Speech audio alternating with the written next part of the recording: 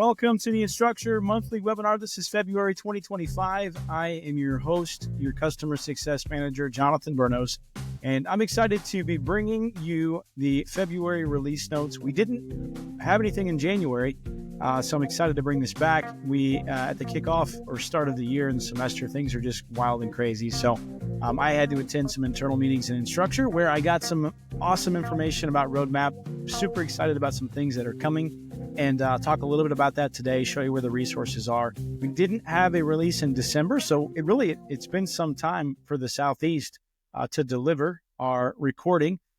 As always, please reach out to me with questions about any of the features you see in the recording, any of the release notes. I'm happy to bring these into a call if we don't have one scheduled. So let me know. We can revisit anything at all. If you have questions about things that you see on the roadmap, also please connect with me. Today, the recorded webinar is going to be mainly a slideshow. Just a quick reminder, if you're reviewing these slides, they're all linked. So everything we present on today, I'm going to send out the slide deck at the end in a newsletter format. You guys can go into the deck and click on slides to get the links out to the resources in the community. Always try to do that. I'll also kind of bookmark in this recording different sections and the items that I'm reviewing in the webinar today. So excited to keep things moving along. We are going to have office hours. We have an announcement about that for February. So let's just dive in. Let's get into the notes here. It's been busy and there's lots of information. So I apologize in advance. First, before we jump in, I want to promote InstructureCon 2025. It is in Spokane, Washington. That's not Spokane, although we don't have anybody from the Northwest on the call. Maybe some natives that now live in the Southeast area, but Spokane is a beautiful area. I've traveled there many times. It's a beautiful city. It's not too big, not too small. Convention Center is the DoubleTree Hotel. If you are not familiar with the DoubleTree and the Convention Center there, it's a great space. I'm excited about the conference. It's going to be big. Should be bigger than Vegas last year. So I hope you can make it. If you have questions, if you need more information about the hotel, which you won't find in the InstructureCon site, if you need approvals, need the information for approvals prior to actually registering, please let me know. I can give you the hotel information separately, so you'll have that. Again, it won't show up until you're through the registration process. That's where you'll find the information on the hotel and connect with the hotel in that process. But here on the splash page, you'll see if you're interested in becoming a presenter. I know that I have lots of schools I work with that have great ideas that are doing some really cool things. I would encourage you to reach out to me with questions and fill out the proposal form. It gives you discounts. There are definitely perks for being a presenter. I will support you 110%. If you need my help with presenting, please let me know. So whatever I can do, I'd love to see more schools that I work with in the presenter role at InstructureCon. We've had some schools in the past that have done a great job, so can't promote that enough. You'll see there's more information about the venue and about the conference this year. Again, super excited to have it in Spokane, Washington. Also, so this is a busy, busy month, as I said, the beginning of the month, which I missed until kind of the last minute in the 11th hour. I wasn't able to promote this and send out information on it, but we had a new and next webinar that was recorded. It's linked into this slide. You'll see kind of the preview to the right there. There's also additional resources in the community page for new and next. This is going to continue quarterly. We had this in the fourth quarter. It had some great resources. Very excited of what they presented. The first quarter, we're kind of tiptoeing into some big things that you're going to see very, very soon. So if you're interested in that and kind of hearing more information about it from our product teams, please check out the recording. You can speed the recording up just as a reminder if you want to fly through it or get to certain parts of it. Also, everything they talk about is going to be found in the resource roundup page, which is linked here in the slide again. So check that out. This is a great asset. I'm so excited that we've been doing this and we will continue to do the resource roundup. Really, this is the most up-to-date information on anything that's on the roadmap, which we just kind of updated and released at the beginning of the year. So if you haven't seen that yet, check it out. There's all kinds of great information out here. The things that I will touch on in our calls. The block editor is available for production. If you're not sure what that is, there's a blog post about it. It's a great tool for the rich content editor. We are also working on a new media player for Canvas, which is super exciting. We'll talk about accessibility. We're talking about auto captioning. We're talking about getting rid of the menu bar, that it would kind of get out of the way so you can see full content in the media player. That's all included in Canvas. It'll also be uniform and match up with Studio. So there's a closed beta that will be moving into an open beta soon. It'll be a great opportunity to test that and give feedback on it. I'm very excited that's moving into production. Big things coming. If you're interested in artificial intelligence and how that's going to tie into everything, also check out the recording. There'll be more information in there about that. Big things on the horizon there. I'm not going to spoil or let the cat out of the bag too early. If you're a cat person, I'm sorry. Maybe we'll let the chinchilla out of the bag early. I'm not going to spoil it. So big things to come. I wouldn't put a cat in a bag too. Just if there are cat lovers, I understand. I'm a dog lover myself, so I wouldn't put my dog in a bag. But a chinchilla, I think they'd be fine. There's plenty of air. So check out new and next. Okay, that's big time. Super excited. Awesome. That's all I have to say about that. All right, catalog credentials. This is a big announcement, so I want to give it its own slide. So check this out. It's linked out into the blog post that talks about it. If you're a catalog user or you're a credentials user or you're a prospect, you're looking at these tools, just know that the new integration between the two is phenomenal. It's exactly what we've been looking for professional education, for those types of scenarios where you're offering certificates. If it's outside of traditional education, this is a fantastic offering. Can also be used internally, of course, as well for traditional education. If you use Catalog in a way to take outside prospects in, if you're using it for internal training, this is a fantastic integration. So we finally merged the two, and rightfully so. They needed to be mixed up together. So you can now see if credentials are offered through a course in the catalog listing. It will also show the pathway in that listing, giving more information than ever before on what can be earned as far as credentials and certificates in the course right there on the catalog login page. So fantastic. No better way to promote that than giving them more information, making it more visual. So please check that out. It's officially live. If you are a user of either of these solutions, let me know so we can talk more about the integration. If you're interested in these solutions, I can't say it enough. The state of higher education and where we are moving, offering more and more professional growth opportunities, certificate programs, things like that, professional development. That's the way to go. That's where things are headed, whether we like it or not. There's definitely lots of opportunity there. And why not make money off of some of your programs for outside, not necessarily people that aren't already tied into the institution, but may be interested in the credentials that you can offer. So that's my sales pitch for that. Make sure you check it out. AI Canvas integration. It's a pretty big announcement coming back from the break and starting off the year. Gemini LTI, which has been in the news for as a big engine for artificial intelligence. There is now a LTI integration for Gemini, just putting some bullet points on what it can do for educators and for students. So again, we don't talk much about student benefits. We haven't yet with Canvas, but we will. It's further down the road. Our AI focus has been and will continue to be on the instructor as an assistant or as a tool for the instructor. But you'll see here Gemini, because it's an external LTI and it's an integration into Canvas, does have some benefits for students there. But it also has some great benefits for the educators or for our faculty and instructors as well. We have entered into a new partnership with Poll Everywhere. We actually used this in our internal meetings a few weeks ago. I was pretty impressed by it. I'm easy though with technology and integration, so but it was quick and easy. I didn't set it up as an admin, but I did use it as a participant, and I thought this was really cool. What a great idea for engagement. So I'm going to announce it kind of here in a separate slide as well. This is also linked into more information from the Poll Everywhere side, but we have a partnership with Canvas and Poll Everywhere. Streamline integration, able to share data, able to use it for engagement within the course. It's very cool, so check it out. Also, I don't talk about Studio enough, but I've made it an objective this year for me. I'm going to talk about Studio a lot. So if you're not a Studio user, my question is going to be in our call. If we have a call, I'm going to say, why are you not a Studio user? If you have something else, I totally understand. I run into Panopto quite a bit. I run into a lot of our other competitors, Kaltura.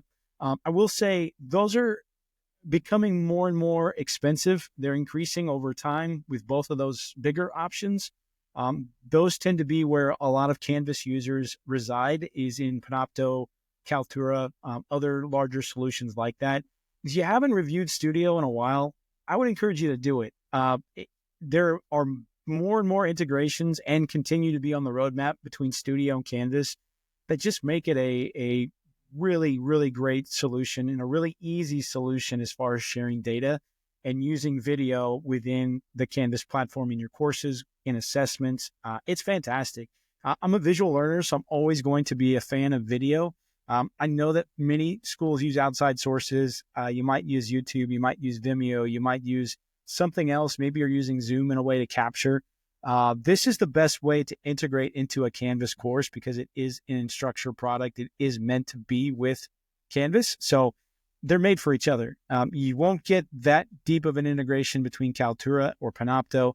I understand different agreements that are in place, but if you're getting close to the end of the agreement, or if you're just curious about where Studio is, please reach out, ask. Laura and I would love to demonstrate this or give you more information, but I can't promote Studio enough, and will be promoting Studio a lot this year because it's just a fantastic solution, and it's in range and or better than some of the cost that you'll find with some of the other larger solutions that are out there. So that's my sales pitch for Studio, but you're going to continue to hear me hammer on Studio this year because I'm doing it as a fan. It's not just because I like or I want the integration long term. I'm a fan of Studio, of using it. Canvas release notes. Let's jump in. The community link is there, so it'll take you into the community for more information, but I do want to walk you through some of the notes. So release notes. Again, if you haven't been to the community in a while to review release notes, Michael Scott is surprised because you should have by now. But we have a new format. You'll see along the top, there's now a tab. You can click on release notes or deploy notes. In the release notes, which are scheduled for production on February 15th, which is coming up, you will find. Now, we've gotten some great feedback on other calls, and I'm in the same court of many people that believe we need to do a better job with release notes and communication. I totally agree. Totally understand. I'm not a fan of the way that delays happen within the release notes themselves. I think it's difficult to understand sometimes. If you don't believe me on that, go back and look at the January release notes in this display. It'll make your mind, internally, my brain started to leak out of my ears the other day. It's a visual. It's gross.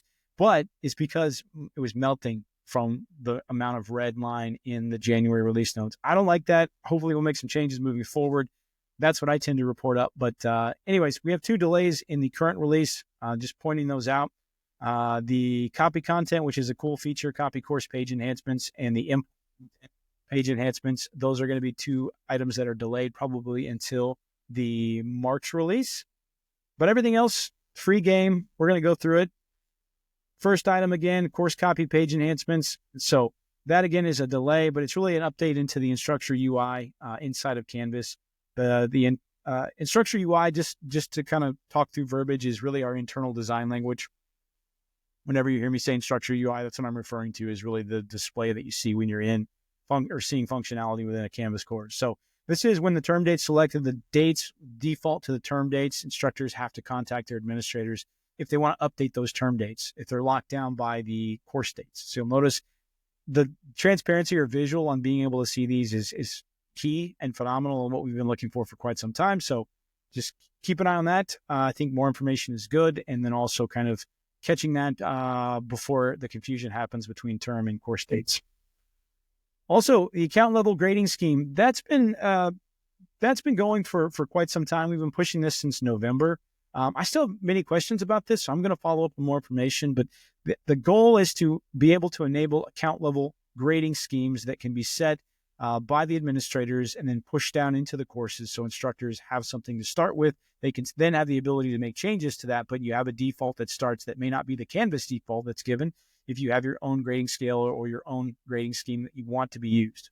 Michael Scott is excited about this one, just like I am. That's why he's back in this slide. Import content page enhancements has also been delayed, but this is the import content page has been updated. The button text has been updated to say add import to queue, which is more true to the functionality that it offers. And the instructor's time zone, when it differs from the course time zone, both the local and the course time zones are displayed. Michael Scott's not here, but my face is doing the same thing that he was doing, because these are big for me. I love it when we're able to do that. I've had questions about time zones for quite some time. Again, transparency is always key, making it visual. So there he is. He's back again because we have feature option. A login registration enhancements have been improved. So Of course, these interfaces are going to vary with the theme editor branding that's in place, but this is just to simplify the process when using the login registration UI on those discovery pages that are by default in Canvas. This option is enabled at the root account level. It's now been redesigned for accessibility, yes, and it also enables, it allows for future identity enhancements that will be coming down the pipe on the roadmap. New quizzes. This is a big one too. Small but mighty. Bank migration, question bank migration on a course copy. Notice the checkbox. Again, I say it's small but mighty. Gives the option to convert content to new quizzes for instructors, for faculty. This is pretty big in the process when you talk about migration from classic to new quizzes. This was a needed process to add to the mix. When you talk about bulk migration, you talk about manual migration. This makes the process so much easier. So if you're not caught up to speed on new quizzes, I did this at the end of the last year in a webinar, but go back and review on the YouTube channel that we have for the Southeast. Go back and review that particular office hours. We talked about new quizzes. If you have questions about it, I'm always open to talking about new quizzes moving forward because it is quizzes. It is assessments. It's our main assessment tool that will take the place of everything someday. No date, but it's good to stay current on what it does because it is becoming a really great tool. Also, we have rubrics that are always being enhanced this year. It's a pretty big objective. If you haven't checked out the enhanced rubrics, I know that it's hit and miss on institutions using rubrics or trying to promote getting your instructors to use them. But if you make rubrics a little bit more versatile and you make them a better tool, as we're trying to do, then you may have an increase in usage or adoption of rubrics. So take a look at the enhanced rubrics page linked into this slide. That's where all updates are happening for rubrics. This does tie into some other bigger objectives around outcomes. And so if you're interested in these areas, this is a great page to check out. It's all about rubrics. It's going to show the changelog for any design updates. Manage rubrics in assignment details page is the new addition for February 15th. That's on the assignments page. Instructors will now be able to select, edit, or create rubrics directly from the assignment details. That's a huge leg up. That's one big reason why instructors don't use rubrics is the ease of creating them while they're moving through building assignments or building a course. So now they can access active rubrics, they can modify existing ones, and they can create new rubrics. So it's this will be a pretty big enhancement. I'm excited about this one. Accessibility updates are going to be ongoing. Two main bullets here we're going to be focusing on moving forward in the next few quarters are going to be enhanced structural clarity and also improved error feedback. So check out both of those and just be aware here on the next few updates that we have in release notes that we'll probably have more information about accessibility enhancements that continue to come and you'll see this year. Deploy notes real quickly, just to hit on the deploy notes. There's a tab for that. What's a commercial? There's a it could be a commercial. There's a tab for that, right, Michael? There's our deploy notes. Only one delay there, which has to do with cross-listing. Actually, that's my favorite one. Of everything that's in the deploy notes, it's the cross-listed section visibility, which is actually what I'm going to cover. It is delayed, but when it does hit, it's going to be big because I've had questions about this for some time as well. When course sections are cross-listed, the original section will remain visible, but it'll be set to a read-only state within the original course. Furthermore, cross-listed courses will indicate their originating course, and previously, before this, the display was that they were removed from view, so you could no longer see them. Caused all kinds of confusion. The request has been out there for some time that, hey, can we see them? Can we see where they originated from? Let's keep that in the course section information. So now it's back. It's there, which is fantastic. All right. Also, another reminder, I'm going to be talking about this quite a bit in addition to studio, consulting hours and training hours. So this is what typically happens in the Southeast for many, many schools that I work with. If you reach out to me with a question about something and we determine that it is no longer falls within the wheelhouse of support, meaning it's technical in nature, but yet it's outside of what support can do and services. And support's really, their job is to fix things. If something is expected to work a certain way and it doesn't, support's job is to figure out why it doesn't and then make sure that it does what we say it's supposed to do. Outside of that, if you have questions about things that you're not able to answer in the community guides, you're not able to answer through a case in support. And oftentimes support, you'll know this because support will refer it to your customer success manager. I'm going to be honest with you guys. I'm technical. I'm a little dangerous with my technical information. 6 years at Instructure has given me that danger. but I'm not technical enough to be able to service or answer very detailed questions, complex scenarios, workflows.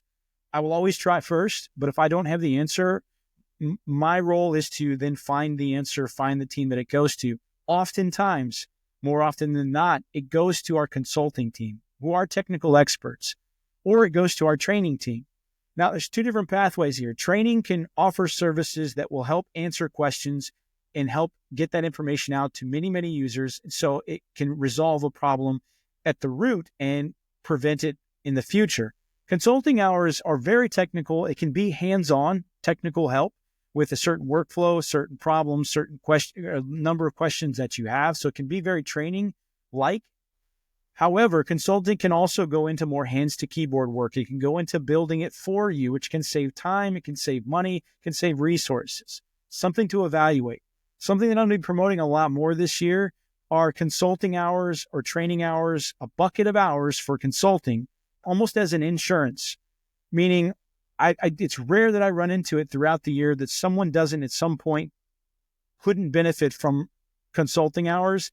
And so banking them, putting them into a bucket to be able to use when you need them in advance would be much easier than going through the process of finding out or determining that we need them and then running through the process of figuring out how much and scoping it. If we just have a bucket of hours, we can float around to different services. It would be very, very helpful for many. So you'll see the services there in the slide. You can have a dedicated strategic consultant, hourly strategic consulting. We have credentials consulting now, very specific. We have strategic planning for change strategy and success planning, adoption planning for the larger community. We have leadership strategic planning, and that's just strategic services. This isn't even including our training hours at all. So having a bucket of those hours is something to really consider, especially if you had a renewal period. If you have budget this year at any point during the year, buying some hours, small amount, low price, keeping them in a bucket, and then pulling them out and using them when you need them for training or you need them for enablement of using a workflow or process. It's going to save money in the long run. It's going to save time. It's going to save resources. I can't promote this enough as well. So that's why I'm on this bandwagon this year. Instead of reacting, I want to be proactive and try to prevent some of these fires from happening instead of catching them on the back end and putting them out. So I'm going to do that by, again, promoting buckets of hours, consulting hours. So if you have more questions, please let me know. You'll find that in the slide deck as well. I mentioned earlier, we're going to have office hours. That's right. Office hours are going to occur in February. The third week of the month, February 17th, will be for Alabama. The link is active in the slide if you don't have the call-in information. For Georgia, it's going to be the 18th. That's Tuesday, 3:30 Eastern Time. Florida is always on Wednesdays, 3:30 Eastern Time. South Carolina, Thursday, February 20th, 3:30 Eastern Time. I'm going to be there regardless if anyone else is. I'm always going to be available on the hour. Take advantage of it. Many times the calls are pretty sparse. They're pretty empty. This is your time. So take advantage of it. If you have questions, anything at all, if you're curious, jump in and take control of the time, and let's talk through whatever you have. If you have instructors or faculty with questions and you just don't want to or not able to kind of field those questions because of your responsibility, send them to office hours, and I'm happy to take care and help them in that process for you. So promote it as your office hours, promote it internally as your institution's office hours. This is a resource for all Canvas users, instructors. Please don't send students. I'm not ready for that yet. Because again, I'm not very technical. So, but I'm happy to talk through any problems, strategic workflow. Just so you know, unless you tell me, I'm going to try not to promote things that you don't have. But if I slip into talking about something that I'm excited about or something new on the roadmap, that's an add-on feature, you may get questions back. So again, it's just even more of encouragement to also attend office hours every once in a while and ask questions. So that's my promotion for office hours. Hope to see you there. They're always good. Always a great resource for you.